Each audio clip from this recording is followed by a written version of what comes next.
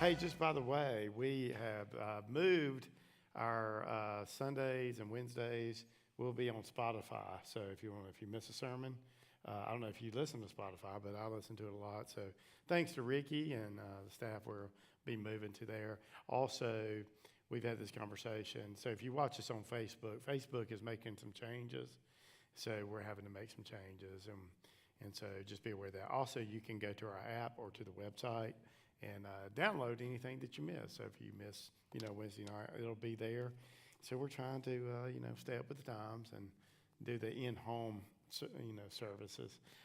So Judges 15 is where we're going to be tonight. The question that we're going to, y'all do know, there's kind of a main point, but there's also a lot of side notes I'll give through this, because really Wednesday nights are about commentary on the scripture and just trying to drink from a fire hydrant, really. So you're going to get some of it, some of you're not. But one of the things I do want you to think about tonight in terms of this text is what moves you to action. And there could be a lot of things, both good and bad, that move us to do things that we do. And so I want you to think about that, because as we walk through Samson's life, you're going to see most of what is moving him is not good. He's moved by his flesh rather than the Spirit, until the Spirit comes upon him. So keep that in mind, and we'll come back to that question at the very end. So Judges 15 is where we landed. If you remember last week, Samson was getting married, and he made a bet, and the Philistines threatened his new wife with her life, and so she basically ruined the bet for Samson, and he lost, and then he went down to Ashkelon, and he beat up 30 guys and took their clothes. He killed the 30 guys, by the way, so it was pretty brutal. And then he came back, and then he didn't go back to see his wife. So that's where we're going to pick it up. And if you remember, at the end, the conclusion of that, the father of the Philistine wife gave her to the best man. And that's where we pick it up. 15, verse 1. After some days, at the time of the wheat harvest, Samson went to visit his wife with a young goat. And he said, so he's talking to himself, I will go into my wife in the chamber. But her father would not allow him to go in. So after some days, that should ring a bell if you were here for Judges 14. So we talked about that's a time frame. It's not an exact time frame, but then you can sort of try to work that out through the text to figure out, well, how long was this? And I don't think it matters as much how long it is. The primary point is not the exact number of days. The primary point is that it was some days. So it wasn't get the next day. This took some time. And the time that matters in this text is after some days, when at the time of the wheat harvest. So then that's a signature so that you have an idea as the reader of what's taking place. So some days go by, and it's during the wheat harvest, which takes place in ancient Israel in May and June. So it's springtime, which, by the way, he's getting married. When do most people get married?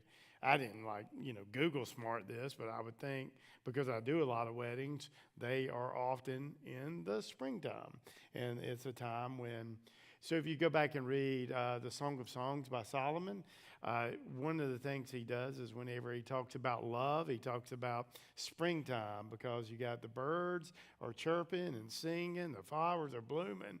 It's a great time for love. And so you often see new love as, hey, it's springtime. And so this is the time that they are in, because we know that wheat was typically harvested during the springtime.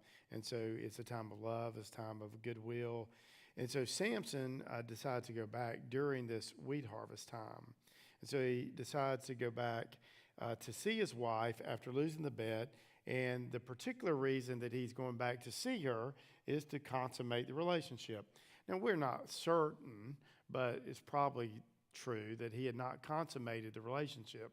So remember, in ancient Israel, for you to be married to the person, because it would seem like, well, if they didn't really consummate the relationship and he went AWOL during the week of the celebration because the celebration was a week, so are they really married? Well, if you were betrothed to someone, you were considered married. We know that you would have to get a divorce in terms of the Mosaic law in order to get a divorce. So he's married in a sense, but the marriage is not being consummated because he took off because he was angry and went and beat up the Philistines in Ashkelon. And so he decides after a few days, well, I'll go back home to my wife. And he decides, I'll go visit her. And we'll just be blunt, he's going to have sex with her. That's like the point of his saying. So he's talking to himself, well, I'll go back and be with my wife, and we'll have sex. And so he's got this in his mind, and it says he takes a young goat with him. And so this is like how Samson's approaching this. So he took a young goat. So ladies, if your husband brings you home a young goat, that's a gift. And so I don't know if you've ever gotten a young goat. Trish has not gotten a young goat. And so this could be, in a sense, that it's chocolate and flowers. We'll see after a little bit of this text why the young goat is probably significant to the text. No, we'll just say it this way. So none of you ladies, right, have gotten a goat. Am I correct? Anybody gotten a goat from their husband? Okay. So, and it's not just a goat. It's a particular goat. It's a young goat. What do you call a young goat? A kid. So that's an important part, I think, of the text. So it says young goat in the ESV that we're reading, but if you read this in King James Version, it actually says kid. And I think that's significant because Samson says, okay, I've been gone. I'm going to go back and see my wife. We're going to have sex, and he's bringing a young goat. He's bringing a kid. So what's really the implication of that is I'm going to go and start my family. And so this is like in Samson's mind, like, he's not thinking about, and he's unaware that she has already been given away to his best man. So this is going to be a surprise for him when he gets back home. So he goes to get her and spend some time with her. And then he's having this internal dialogue. And I want to spend a moment on that because I think this is one of Samson's problems. Samson is what we talked about last week, super impulsive. So he's moved by his senses.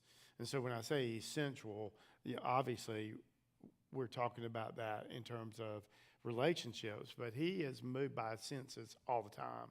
And so as you think about Samson's life, that like he's responding to everything in a very immature, impulsive manner. So what he sees, that's what he wants. What he feels, that's what he does. And so he gets angry, so he goes beats up guys. So he says, let me go back and get her. And if you remember in the beginning of Samson's story, what does Samson tell his dad when he sees her? There's no indication yet that he really knows her. He just sees her. What does he say? Go get her for me as my wife. Like we never get her name, right? We don't know who she is. We just know she's a Philistine. And what I want to lean into is Samson sees her as an object, not as a person. In ancient times, too, women, as we all know, were seen more as possessions than as people. So you are a possession, not a person. That's a really big deal. Now, in our culture today, we would say that we see all people as equal, made in the image of God. And so, women we see as being valuable. We see men as being valuable. And so, everybody has voting rights. And so we see one another in those terms, and I think those are the right way to see each other. But even in that, in our culture, we have plenty of young men who have trained themselves through pornography and other types of things to see women as objects to be used rather than to be a person to be cherished. And we can use other people and abuse other people when we begin to see them as objects. If you know and you think of a person in the terms of they're made in the image of God. They're special, just like I'm special. It changes how you interact with them. Like, he doesn't see her this way. And so in his mind, he goes, I'm going to go back, and I've been gone. Like, he left the wedding, and then it's going to come back, and it's like, hey, honey, I'm home. Let's have sex. How's that going to go over? Probably not that great, but she's not going to be able to say no. And so he goes back and he's using her as an object, which is, his response to everything. He doesn't understand what Peter wrote. When Peter wrote to husbands, he says, husbands, live with your wives in an understanding way. He's not doing that at all because he sees her as someone who's an object of his desire, and so he goes. And this is his impulse. And impulse-driven people get themselves into much trouble and have many regrets. And so Samson can be seen here as he's not really thinking through everything he's going to do. So what moves him to action really just simply comes down to his senses. I get angry, so I go kill people. I see her, so I go get her. I want to have sex with my wife, I go have sex. Like, he's totally moved by his impulses. So with that in mind, he gets there, and it says, in contrast, I'll go in to see my wife and be with her. Her father is protecting her and says, no, you can't go in. He stops Samson from going to see her. And that is an important thing because this is going to make Samson really mad. What do arrogant and selfish people do when they don't get what they want? They get really angry. And then they lash out at other people. And often what they'll do is retaliate. And through this text, you're going to see retaliation after retaliation after retaliation. And if you remember, God had put Samson in this place. Samson is a flawed dude. Samson is not a righteous dude. Like, he is, his whole point of his life right now is, he neglects the vow that he has before God. He does what he wants to do by impulse. And so, but God's going to use that to create the opportunity for them to go to war with the Philistines so that God can break the hold of the Philistines over the Israelites. Now, the father says that he can't go in. So verse 2, her father said, I really thought that you utterly hated her, so I gave her to your companion. So his response is, I didn't want to give her away, but I had to give her away because you left, and I had to protect her and protect the family. And so I gave her to your best man. I gave her to one of your friends. And so the dad is doing what a dad should do. He protects his daughter, since Samson obviously was not protecting her as his wife. And so, what do? So you're kind of in a sticky situation because she's been betrothed to Samson. They've gone through the ceremony and trying to finish the week, but he went AWOL. So he says, I thought you hated her. So if you went to a wedding today and you got there, and during the wedding, the groom just left, what would you think? He's done. Like, he just walked out and leaves, and nobody sees him for a couple of days. You think, well, I don't think they're getting married. and that's like what the dad sees. And Samson still believes and sees himself as legally married because that's how I'm going to see my wife. But the dad doesn't see it that way because the relationship was never consummated. And so what does he do? So he stops him from going in, and then he tries to negotiate a deal with Samson. So here's what he says. I thought you hated her, so I gave her away, but I got an idea. Is not her younger sister more beautiful than she is? I got another daughter. She's younger, and she's hotter than she is. That's basically what he's saying. So, Samson, I got a solution. I didn't mean for this to happen. I thought you were abandoning the relationship. But if you're back, I've already given her to him, but I got another daughter I can give to you. And like, she's prettier than my older daughter. So he's trying to appeal to him based on what? Appearance. Why? Because that seems to be what Samson's attracted to, appearance. Remember, he sees her for the first time. Hey, go get her for me. So dad says, I got another daughter that's prettier than she is, so I'll give her to you. But Samson's going to reject that, and he's going to get angry. So let's watch what takes place. And Samson said to them, this time I shall be innocent in regard to the Philistines when I do them harm. So Samson went, caught 300 foxes, took torches, and he turned them tail to tail, put a torch between each pair of the tails. When he had set fire to the torches, let the foxes go into the standing grain of the Philistines, and set fire to the stacked grain and the standing grain, as well as the olive orchards. Then the Philistines said, who's done this? And they said, Samson, son-in-law of Timnite, because he has taken his wife and has given his companion. And the Philistines came and burned her and her father with fire. So what happens here? So Samson refuses to negotiate, refuses the offer of the father. So one of the thoughts from some scholars, they believe that this is based on Leviticus 18:18.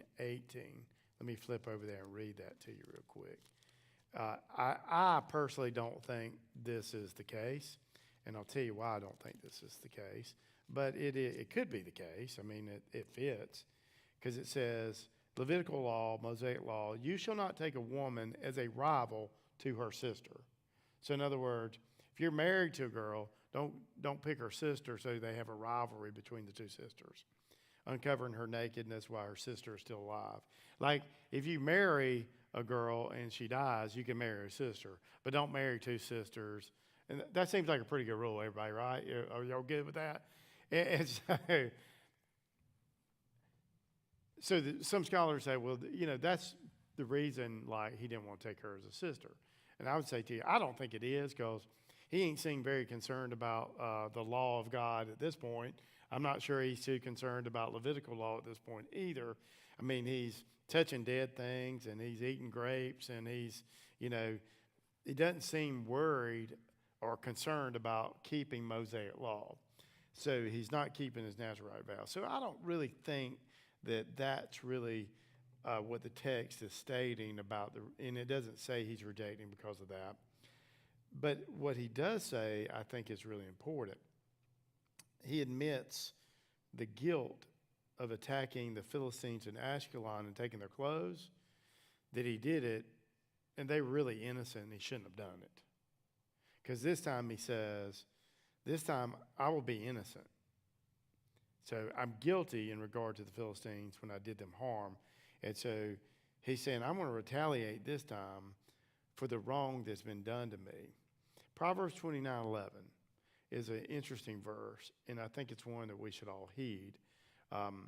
It says, a fool gives full vent to his anger, but a wise man quietly holds it back. So what you should do if you're wise is, when you get angry, is dam that up. Like, don't let it loose.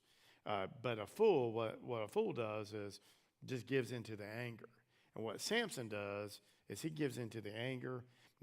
He lost the bet. Now, he was done dirty, so he went and attacked people that were innocent, that didn't do this to him. So in this text, he's not just rejecting the offer. He's deciding, I'm going to retaliate for what's been done to me. Now, when I'm reading the text, I begin to think about, like, what Samson's doing, and asking myself, so why does he do what he does? He says he's not going to attack the father and the daughter. He's going to attack who? The Philistines, the group of people. So when you get really angry, you can get really creative in your response. And that's what he does, is he decides, I'm going to retaliate, and I'm going to make them pay for what they've done. Now, in that retaliation, what he decides to do, he catches 300 foxes. And that seems like a miracle upon itself. How does he catch And he has to do this pretty quickly. 300 foxes. Now, the Hebrew word that's used here for foxes is also translated as jackals. A lot of scholars, and this seems to make sense to me, the same word that's used for foxes is also used for jackals. It'd be a lot harder to catch 300 foxes than it would be to catch 300 jackals, because jackals go in packs. So like you can catch several at one time, where like with a fox, it's kind of, they're solitary animals, and so you got to catch them one at a time. So I'm thinking this is probably leaning more toward he was catching some form of the local jackals. And what he decides to do is take them and tie them together and then put torches on them so that they run through the fields and they burn their fields down. Because what season is it? It's harvest time. So whenever you get something in Scripture like that, you always got to say, why is that little detail here? Because that detail is not insignificant. It's harvest time. It's springtime. So what they have going on in Philistia, so to speak, is it's springtime. So they've got the harvest they've already stacked. They've got the standing grain that they've got to harvest. And so this is a time where they are planning for the future. They're providing for their families. And so what Samson does to retaliate is, I'm going to capture all these foxes. I'm going to tie them together, and I'm going to put torches on them, and then I'm going to send them off, and they're going to go burn down their wheat fields. Now, the wheat is more important in their culture than barley, because barley is what the poor people eat. The Philistines are the rich people because they're the ones who are in charge in Israel. They're the ones governing. They're the ones ruling the show. So they're taking wheat. So what Samson says is, you took my harvest of a family, I'm going to take your harvest. And so what he does is he takes these animals and he puts them together, and it says that he burned down the standing grain, that which was to be harvested. He burned down the stacked grain, that which was harvested. He burned down the olive orchards, the olives harvest in this time as well. He destroyed all of their significant economy in this one act. So what do you think the Philistines are going to do? They're going to be pretty angry themselves. So now you've got retaliation after retaliation, which I want to spend a few moments on this subject. The danger of lex talionis. And so you may say, well, what is that? So that is Latin for the law of retaliation. And so the principle of retaliation. The Latin word talio is to exact some payment from someone in some form. And so, in other words, it means that I'm going to get payback. You're going to pay me back for what has been done. Now, in financial terms, it's like you took something, so you're going to give me restitution, you're going to pay me back. In physical terms, we would talk about it in terms of Mosaic law is an eye for an eye and a tooth for a tooth. And so this is called the law of retaliation. In the Mosaic law, you find it in Exodus 21, 23, and 25. You find it in Leviticus 24, 19, and 20. And you find it again in the second giving of the law in Deuteronomy 19, 21. And so what Samson is going to do is he's going to retaliate for what they did to him. And what they did to him, in his mind, is they destroyed his family. Because the question that kind of kept lingering in my mind is, why didn't Samson go against the father and the daughter? Because he wasn't holding them accountable for what happened. Who's he holding accountable for what happened to his family? He's holding accountable the Philistines who beat him on that bet, which caused him to leave his house during his wedding and go down and get some clothes to pay them back. Because they wouldn't have won the bet if they wouldn't have threatened his wife and her family. And so he's mad at them, and so he's like, I'm going to retaliate. You took my harvest, my opportunity to have a wife and kids, so I'm supposed to take your harvest. And he burned it to the ground. And the problem with, and the danger with, the lex talionis is It's not eye for eye, tooth for tooth, is it? We see it all throughout history.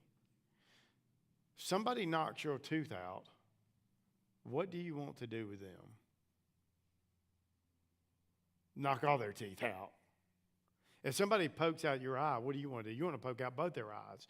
The problem is with the retaliation is it's never typically equal. It always goes overboard. There's always a little extra in the payback, right? Because I'm going to really make you pay for what you did. Means I'm going to take it beyond what you did, which always escalates the issue. So whenever you decide, and I know you're all Jesus followers, you don't retaliate. Whenever you decide to retaliate against someone, what do? You escalate the situation. It's very difficult to get justice for justice. And so it's important that we think about this principle because we can be prone to retaliate to people for wrongs done to us.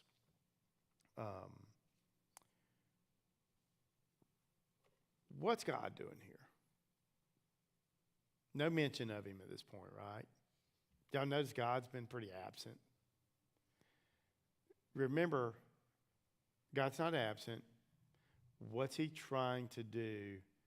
He's trying to create a situation between Israel and the Philistines to free them from the Philistines.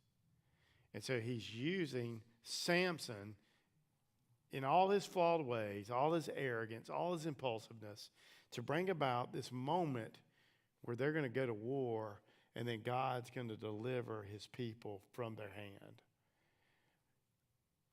God's orchestrating all of this. And so with that in mind, God can use us even when we're flawed. Now, that doesn't mean like, well, I'd just be flawed, God still use me. Like, that's not the point.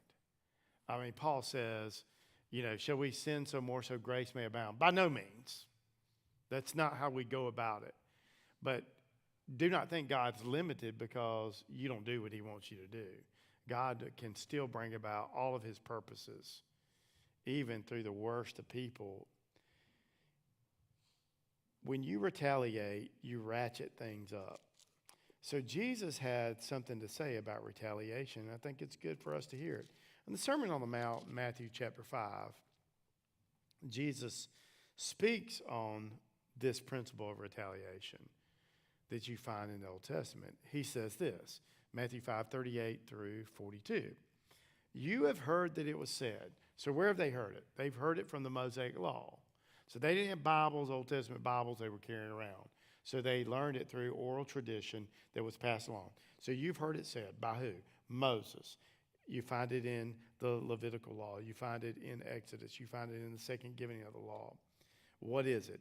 An eye for an eye and a tooth for a tooth. Straight from the scripture. But, contrast, this is what Moses says. But then he says, but I say to you. So here's what Moses said. And what Moses said was not wrong. But Jesus says, but I'm going to say to you something different that's even better. Remember, when Jesus speaks about the law, he's not here to abolish the law, but to fulfill the law. Moses said this, you've heard it said, but I'm going to say something else. So here's what Jesus is going to do. Jesus is going to say, this is a standard, and I'm going to raise it.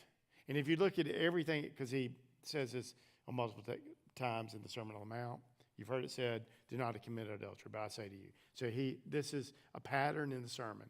So in the sermon, he says, you've heard it said by Moses, retaliate. But I say to you, do not resist the one who is evil.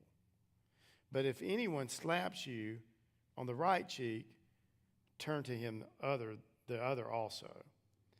And we all read that and go, what? Somebody slaps you? You don't take that. You slap them back, right?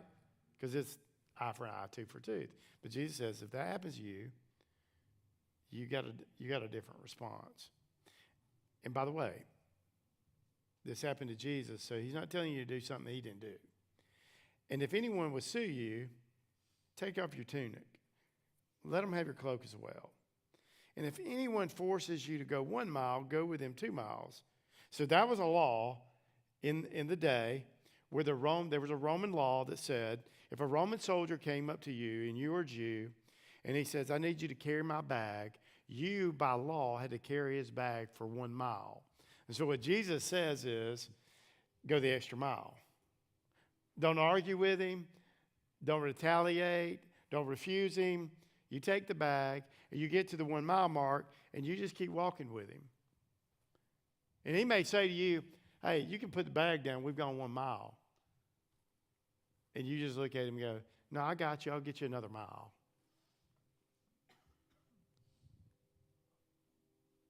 Like for the Jews, that's radical. Because we hate those stinking Romans. So then he says, give to the one who begged from you. Do not refuse the one who would borrow from you. So what is it that Jesus is saying? He's not saying that Moses said the wrong thing. He's saying you should make an extra effort of mercy to resolve the issue without taking revenge, without seeking payback. He's saying we, as followers of Jesus, should seek non-retaliation long before we ever even consider retaliation. What does it say in Micah 6:8? This is what is required of you, that you would do what? Do justly. So you should do right by everybody. But what's the second one? Love mercy. Go the extra mile. Walk humbly before the Lord. And so what Jesus is saying is like, this is a standard, but like I'm raising the standard. Like my people are going to follow me. I'm going to raise the standard. Like we're going to take extra effort, not to retaliate, but extra effort to seek resolution to the situation without retaliation. That's radical. It is radical in his day, it's radical in our day. So what is it we should do? We should seek justice, but we should pursue mercy. And so we should do it in a loving manner. So if I were to ask you what Samson was doing, Samson was full on lex talionis. I'm going to make these people pay for what they've done. They took my family, I'm going to take their harvest. They took my harvest, I'm going to take their harvest. And so that's what he decides to do. And so he, puts the foxes together, the jackals, he sends them out, they burn it down. So the Philistines see everything burned down, and they're like, who did this? And so somebody snitches, and snitches get stitches. Especially you snitch on Samson, you might better be careful about that one. And so they snitch on him, and they're like, who has done this? And they said, Samson, the son-in-law of Timnite, because he has taken his wife and given her his companion. So who are they blaming? The Philistines are blaming the father and the daughter for their harvest being lost. But Samson's blaming them. And so they are doing this blame shifting back and forth. And so the reason Samson didn't attack the father and the daughter is because he didn't hold them accountable. He held them accountable because of what they did that ruined his chance at a harvest in his family. And so Samson retaliates pretty severely. So what do? They retaliate in the same way. You burn down our harvest, so what do? They go and they burn the father and the daughter. It doesn't say at the stake, but at the stake, or maybe they burn them in their house. It reminds me of, if you ever watched the movie The Patriot with Mel Gibson, there's a scene where there's a small town of villagers who have been supportive of the rebel cause there against the British, and Colonel Tavington puts them all in the church. Y'all know this thing? Y'all watch The Patriot? If you ain't watched The Patriot, you need to go watch the classics. So The Patriot is a great movie, and so they put them in that church and then they burn it down. It's brutal with all the people in it. And throughout the movie, what you see is Benjamin Martin, who is Mel Gibson, is trying his best not to get into this war. He's been a man of war, and he don't want to get back into war. He's trying to avoid this at all costs. And then things like this happen, and eventually Tavington kills his own son. And boy, it's on then. And he starts retaliating, and it's brutal. And that's basically the same story that you see here. You see this. Like, it's a story that we've all, like, hear about, from, the history books and, even the scriptures. And so in the movies we like. And so in this text, they respond and they burn her and her father like in their home, just like in the Patriot. And so verse 7, Samson said to them, if this is what you do, I swear I will be avenged on you, and after that I'll quit. So he's saying, I'm going to retaliate, and after I get my vengeance, I'm done. Like, he didn't understand what Paul said when he says, vengeance is not ours. Vengeance is the Lord's. But he says to take some vengeance on them, and he's coming. Every time I read, when he says that, I always think about, have you ever watched Tombstone? And Wyatt Earp, he's dealing with the guys with the red bandanas. I think it was the Clantons or something like that. And so he's got them there. I think that guy was named Otis or something like that. And he tells him, he's like, you tell him I'm coming and all hell's coming with me. And so, like, it's one of those scenes in the movie, you're like, get it, Wyatt. Like, you're like, I don't know, that's me. Y'all might not look at it like that. But I'm like, this dude's like, he's coming, right? And so Samson just told him, I'm coming and all hell's coming with me. And then it's going to be over. It'll be finished. And so Samson's response is like, I'm gonna make this right. So Samson sort of adopted early on this rule, do to them what they have done to you, which is the law of retaliation.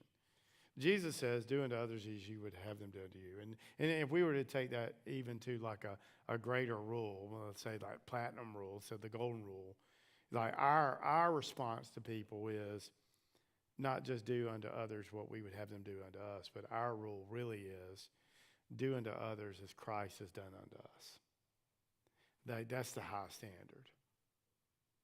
Like, man, you think about that, like, and that's what we're called to do, is to treat others like Jesus has treated us. And man, it changes a lot. So then you go like, okay, I'll carry the bag the extra mile, because that's what Jesus would do. So Samson's going to bring the fight to him. So here it is, verse 8. And he struck them hip and thigh with a great blow. And he went down and he stayed in the cleft of the rock of Etam. So Samson goes and he strikes him down hip and thigh with a great blow. Y'all know what that means? Like hip and thighs. Sounds like a weird saying, doesn't it? Like punch them in the leg or something. But what it means is he thoroughly demolished them. He incapacitated them. He beat them down. And, in the ESV, I think it like takes a little of the edge off, a great blow. He slaughtered them. That's what he did. He's angry, and he does like Wyatt Earp says. And so this means he left them with no ability to respond. And one of the things you've noticed through this, and, Samson's just doing what he sees were right in his own eyes, which is the thing that you're going to see through Judges. And it's the thing you see in our culture now. We don't operate by what's right in God's eyes. We operate most often by what we think is right in our eyes. And so when people do this is kind of where things lead to. Because the Philistines are operating based on what they saw was right in their eyes. Samson's operating in the same way. So you have this continual retaliation. And so what's crazy about this is I had a professor, I've talked about him a few times at DTS, and Dr. Hendricks, they just called him Prof because he's like an incredible professor, and basically just said, don't think because God uses you is because you're godly. Because he's using Samson, and I don't think any of us will say to our kids, you know what? Why don't you just go be like Samson? Because Samson's arrogant, he's selfish, he's impulsive. God can use anybody at any time to accomplish his purposes. With Samson, he's doing this. So one of the things that we have to be careful about, especially I would say like people in ministry world, just because you have a successful church doesn't mean that you're spiritually mature. Because you can gather a crowd does not make you successful. Just because you can accomplish things doesn't make you spiritual. And so what we see is this is Samson, right? That he's not a godly man. But interestingly enough, at the end of this, Samson doesn't go home. He doesn't go back to Zorah. He goes after this to stay. So he went down. That would be elevation, not direction, because he went east. And he stayed in the cleft of the rock of Etam, which is going to be in the Judean countryside. So it's going to be in the tribe of Judah, that area. Now, why that's written there is because the narrator wants you to pay attention to what's going to happen next. And this is probably about 15 to 20 miles from where they were. So if you think, okay, so why didn't he go home? It doesn't say why. But if you think about it logically, if Samson goes home, what might happen to his own family at home, his mom and dad? Because what does he know? So there's been retaliation. He just retaliated and killed these people. What do you think the Philistines are going to do? They're going to let one guy get away with it? No, if you go down to the post office in Ashdod, you're going to find a wanted picture for a guy named Samson. Dead or alive? I got a lot of Western stuff going on tonight. Dead or alive, there's going to be a poster of Samson, and they're going to start looking for him. So where does Samson go? Samson goes to a cave, gets in a cave in the Judean countryside. So if you're staying in a cave, why are you in a cave? Because you're hiding out. You're a fugitive. And you stay in the cave, too, because if you're in the cave, there's one entrance in and one entrance out. Nobody can sneak up on you. You're like the fugitive in the Western show when he goes to the saloon and he sits in the corner with his back to the wall because he knows people are looking for him. And so what Samson does is he goes to this cave and he hides. So then what happens? Next verse. The Philistines came up and they encamped in Judah. Obviously, they'd heard he's in this area. And they made a raid on Lehi. And the men of Judah said, why have you come up against us? They said, we have come up to bind Samson and do him as he did to us. So here we got it again, right? Retaliation. We're eye for eye, tooth for tooth. We're going to get this guy back for what he did to us. And so then you got this circle. This is the Hatfields and McCoys, right? This is, they keep retaliating. And so they go to the tribe of Judah. What do we know about the tribe of Judah? Like, tribe of Judah is the largest tribe in all of Israel. And so when they get there, they are laying siege and encamping against them. And so what the men of Judah decided to do, so why are you here? Why are you doing this to us? Well, it's because of Samson. So watch what happens at verse 11. And 3,000 men of Judah went down to the cleft of the rock to Etam. All right, so stop right there. Why do you think they went down? So the 3,000 men are like, boy, Samson stood up to these guys. He's our deliverer. We're going to go join him, and we're going to battle, and we're going to break away from these Philistines, and we're going to take back our land. Or are they going to go, Samson, you're a wanted man, and we're about to turn you in? If you don't know the story, this will be exciting for you because you don't know what they're about to do. Here's what they're going to do. They said to Samson, do you not know that the Philistines are rulers over us? What then is this you have done to us?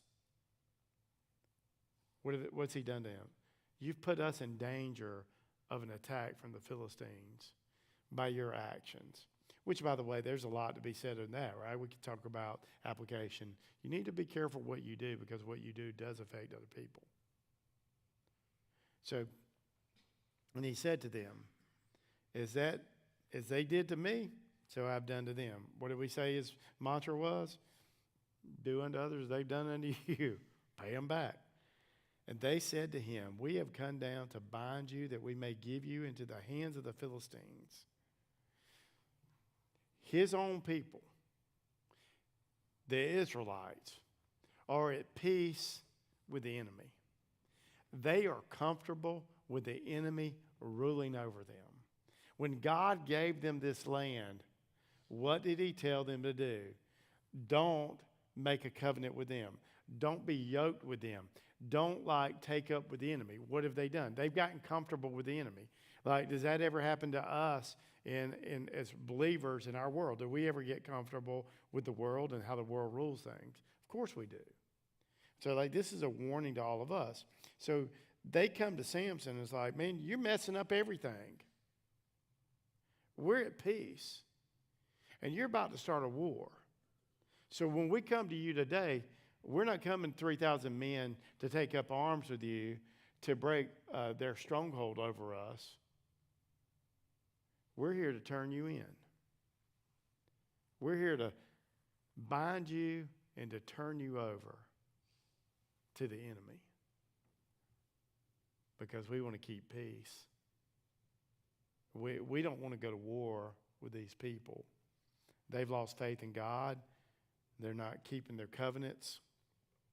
And so they prefer peace with their enemy rather than standing up for what is right.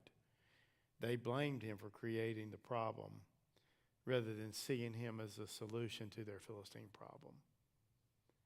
They couldn't see it.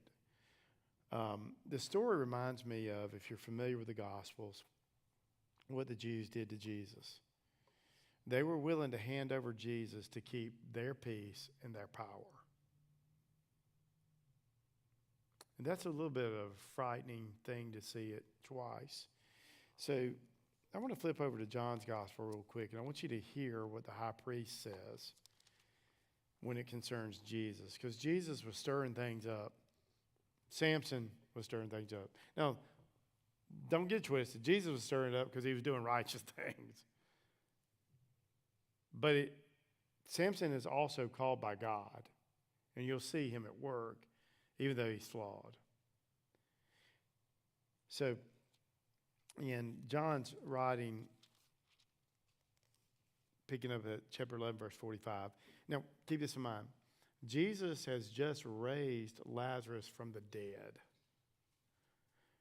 So if you have a person who raises someone from the dead, it always creates quite the stir. So, verse 45. Many of the Jews, therefore, who had come with Mary had seen what he did. What did he do? He raised Lazarus from the dead. So they believed in him. What did they believe? They believed that he was sent by God, that he was the Messiah. But some of them went to the Pharisees, and they told them what Jesus had done. Now, you would think, if you were a Jew, and Jesus just raised some dude from the dead, everybody be excited about that. That'd be a good thing. They didn't see it that way. So the chief priests and the Pharisees, so these are the leaders who are actually in Judah, in Jerusalem, gathered the council, and they said, what are we to do? For this man performs many signs.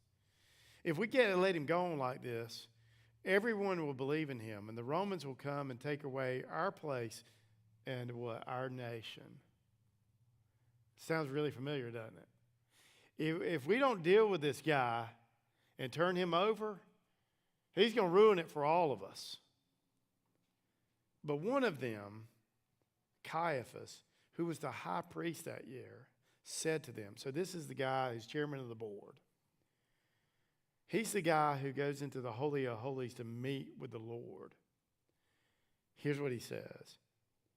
You know nothing at all, nor do you understand that it is better for you that one man should die for the people, not that the whole nation should perish. What are the men of Judah doing? It's better for us to hand over Samson and for him to die than all of us have to go to war and get crushed by the Philistines, Caiaphas, the Romans. And so that's how they approached it. And so in a sense, you begin to see this develop. Like this is the same story, just different characters. And so when you see this played out, it's better to hand over Samson. It's better to hand over Jesus than for us to lose everything that we've got. And so we'll bind him and hand him over.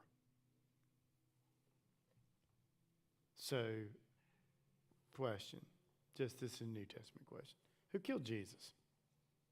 Bill O'Reilly's got that. He got an old book about it. I got it in my office. I ain't read it yet. Get to it one day. I got a bunch of books in there. But if you were to think about who killed Jesus, well, let's link it up a little bit. Who handed him over first? Judas Iscariot for 30 pieces of silver. He handed him over to the Sanhedrin. Sanhedrin, the Jews, handed him over to the Romans because they didn't want to kill him. They were like, well, by our law, we can't kill him. Like, we don't break Roman law, so we're going to hand him over to Pilate, let you deal with him. Pilate didn't want to kill him. Remember, Pilate's like, I don't find anything this guy's done wrong. He washes his hands. His wife's even like, I had a vision. You need to steer clear of this situation. But Pilate caught himself in a really difficult situation. And so what ends up happening is the Romans crucify him. But who's guilty of the death of Jesus? Practically all of us. But Judas, the Jews, the Romans all had a hand. They were willing to turn him over. Think about this.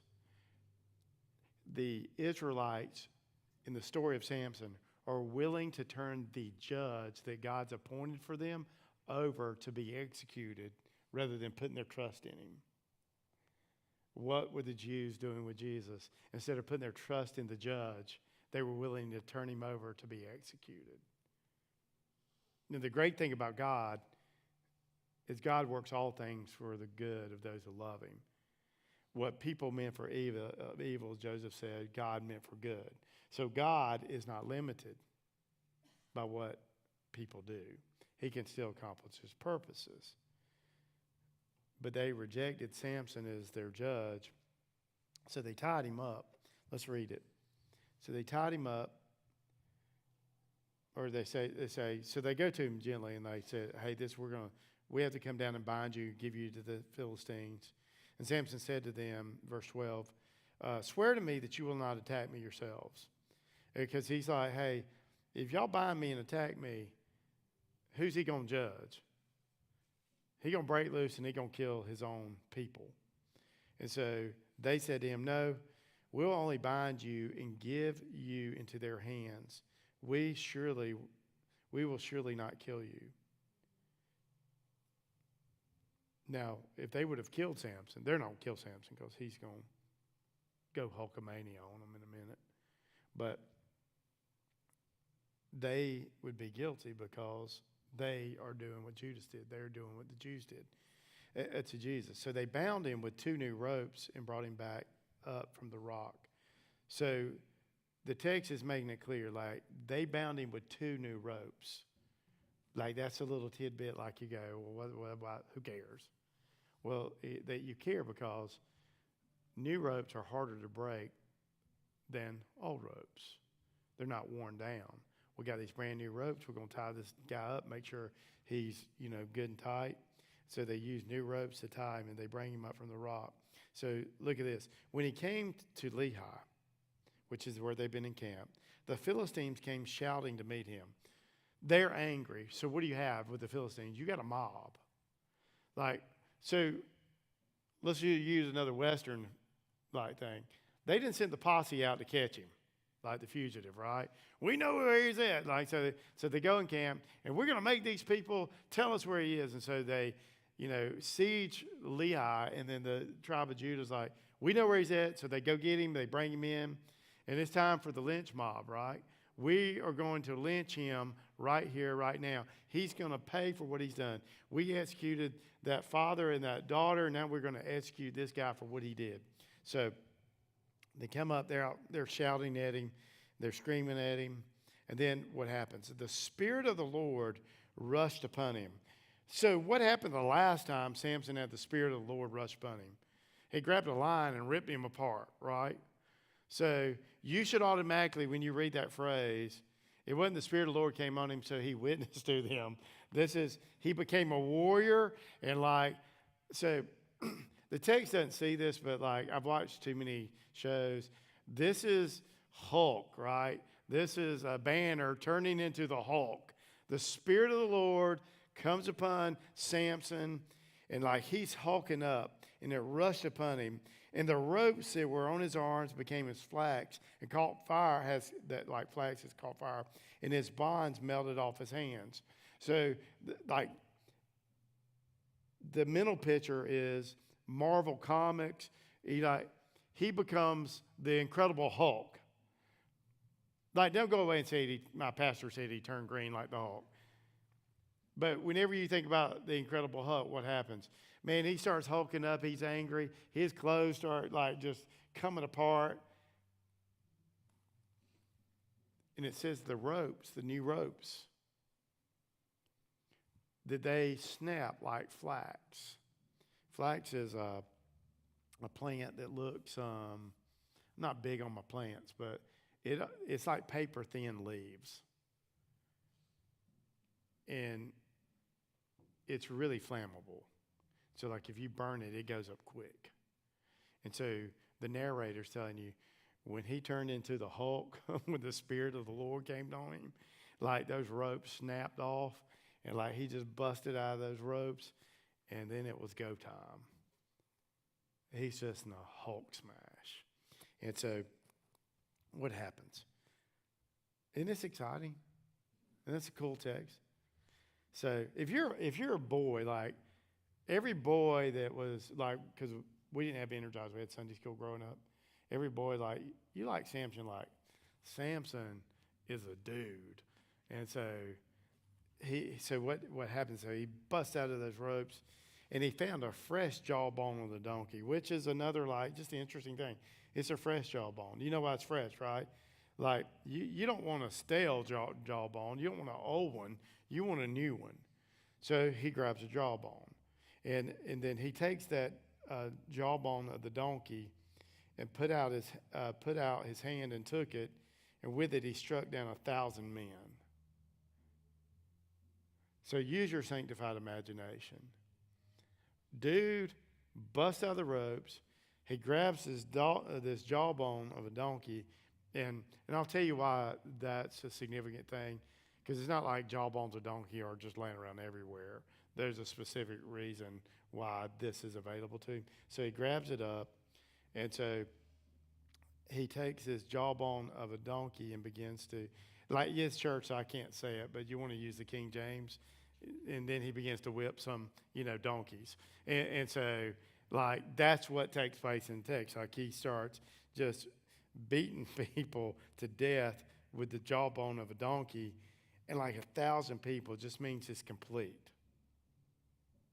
Yeah, and you think about it, one dude with a fresh jawbone of a donkey defeats 1,000 men.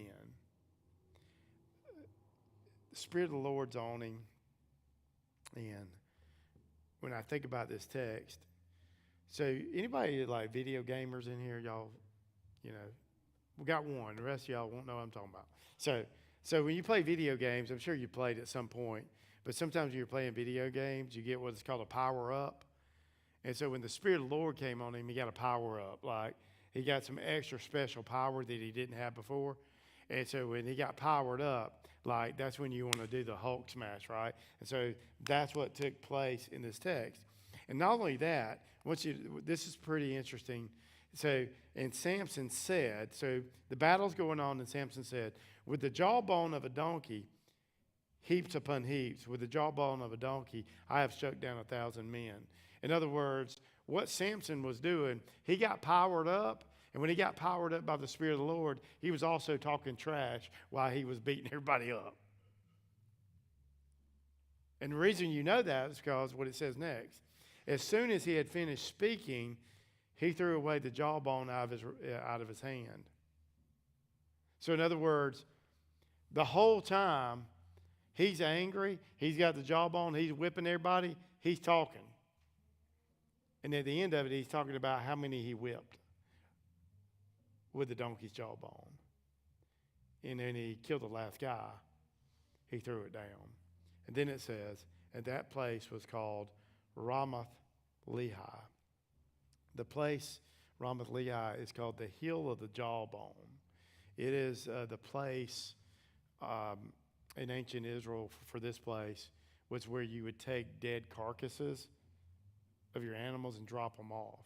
That's why I said it's not just donkey jawbones laying everywhere. They were basically in a pile of trash, pile of dead animal carcasses. And so that's why he grabbed it. People would bring their dead animals there, and so he just grabbed it. When he grabbed it, like, he killed them all. Interesting thing. Think about what just happened. So God is using Samson to defeat the Philistines. In the battle, what did Samson grab? The jawbone of what? A donkey, which is what? Dead, which is breaking his Nazirite vow at the same time. Can God use your life and you not always be obedient? Of course he can. Because God's not dependent on you. You're dependent on God. Once again, we're not saying be disobedient. But once again, we see this is God giving the victory. And so Samson finished the battle. And let's watch what happens, because this is pretty interesting. And so the place is called Ramath Lehi, and he was very thirsty, because he'd done a lot of hard work. Killing 1,000 men will make you thirsty. And he called upon the Lord. He prayed, and he said, you have granted this great salvation by the hand of your servant.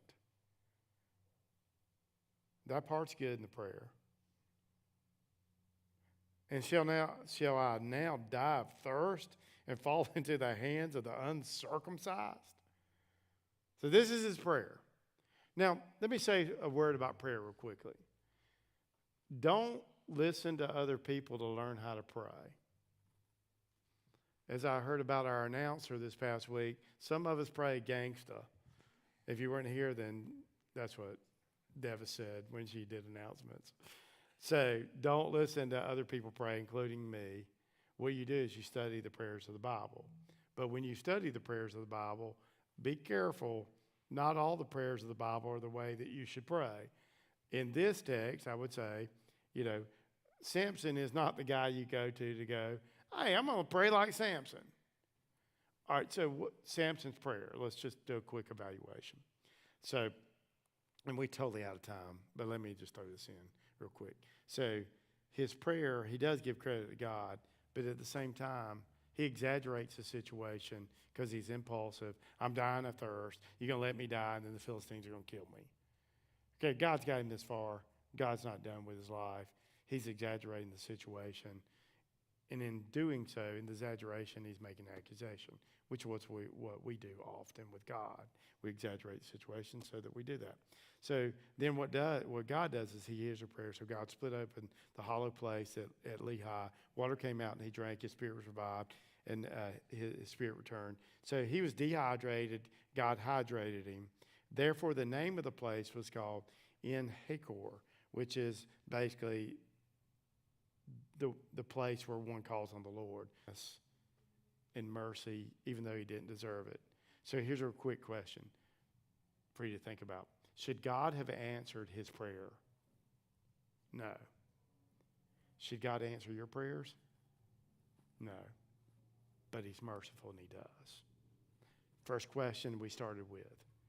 What moves you to action? What moves Samson to action is typically his impulsiveness. What moves him to action to accomplish God's will is the Spirit of the Lord. And so when we think about what moves us, or so if we get New Testament real quick, are we moved by our flesh, which will be clearly some acts that do not please God, or are we moved by the Spirit, by the attributes of God found in Christ, particularly love, joy, peace, patience, kindness, goodness, faithfulness, and self-control. So let what moves you be the Spirit of God working in you and through you, not your flesh. But don't think God's limited by what you do and don't do. God will always accomplish his purposes. Just let him accomplish it by you following his Spirit. In Jesus' name, we're going to pray. Father, thank you so much for this word. There's so much to be learned, to glean from this. I pray that you would set it in our hearts. Such a good word, such a challenging word. Thank you that you work in us and through us despite our flaws. You are our only hope. And this in Jesus' name.